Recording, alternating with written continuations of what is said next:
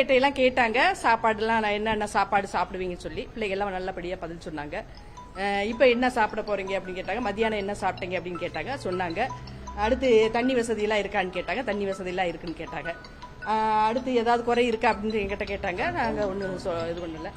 அடுத்து பிள்ளைங்க ஒவ்வொருத்தையும் எந்த ஊர், என்ன படிக்கிற, என்ன குரூப்பு, அடுத்து என்ன செய்ய போற அப்படிங்கிற விவரத்தை கேட்டாங்க. என்ன பண்றீங்கன்னு கேட்டாங்க. எத்தனை மணிக்கு சாப்பாடு போடுவாங்கன்னு கேட்டாங்க. 7 மணிக்குன்னு சொன்னேன். எத்தனாவது படிக்கிறீங்கன்னு கேட்டாங்க. 6ஆவதுன்னு சொன்னேன். சாப்பாடுலாம் நல்லா இருக்கான்னு கேட்டாங்க. நல்லா இருக்குன்னு சொன்னா. அவ்வளவுதான். நல்லா இருந்துச்சு.